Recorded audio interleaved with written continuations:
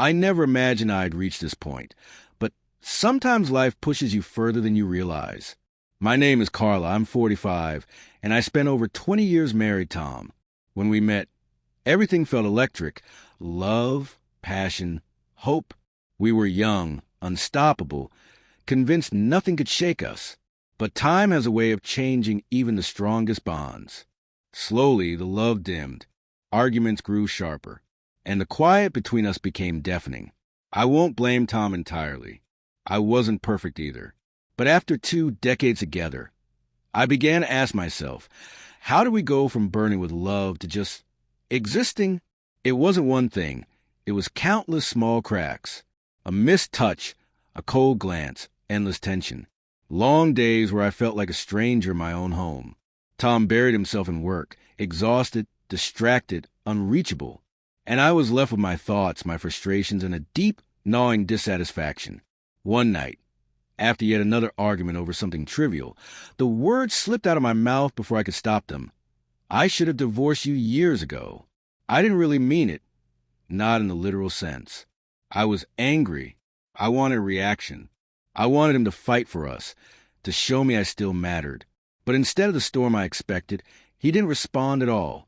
No yelling, no tears, just a heavy silence.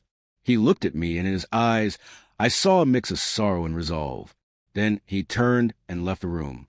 I told myself it was just another one of our quiet standoffs. But deep down, I knew I had crossed a line. For days, we pretended nothing had happened. But the air between us felt charged, brittle, like one wrong move could shatter everything. I tried to reach him, to explain, to apologize. I told him I was frustrated, that I hadn't truly meant it. Tom, as always, was calm.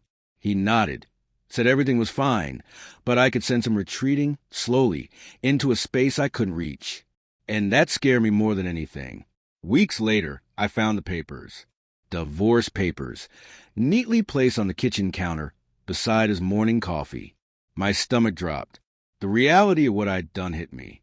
I had thought I was playing a game, trying to get him to show he cared, but he had taken me seriously. And now, the one thing I feared most, his indifference, was staring me in the face. He walked in as I sat frozen, the papers in my hands.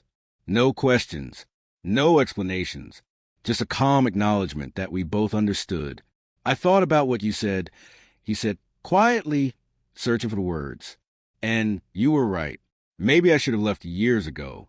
But I stayed, hoping things would improve. They haven't. I've been holding on to something that isn't there anymore. And now, I think it's time to let go. His words cut deeper than any anger ever could. I wanted to beg, to scream, to make him understand how much I still loved him. I don't want a divorce, I said, voice trembling. I didn't mean it. I was angry. Please don't do this. He looked at me for a long, quiet moment. You didn't mean it, he said softly, but you said it, and sometimes that's enough. I realized then that it was over. His decision was made, his mind settled. No pleading could undo what had been done. A week later, he moved out. The home we had built together felt hollow, stripped of life.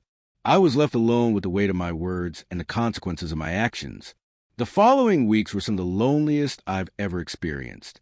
I went through the motions of life, work, chores, errands, but everything felt meaningless. I missed him, not just the man I married, but the presence, the quiet warmth, the sense of home. As time passed, I began to see something I had ignored for years. I owed an apology not just to him, but to myself. I had let anger and resentment grow, unchecked, thinking I could manipulate love by pushing him away.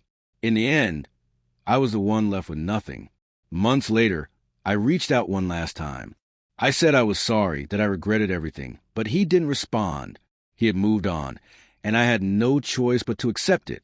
Now, looking back, I understand this. Words spoken in anger can shatter more than we ever anticipate. We assume we can fix them later, but sometimes nothing can undo the damage. So if you're listening and your marriage is strained, don't wait until it's too late. Don't let frustration, resentment, or pride dictate your actions. Fight for the people you love. Speak before silence becomes too deep. And choose your words carefully, because some things once said can never be taken back.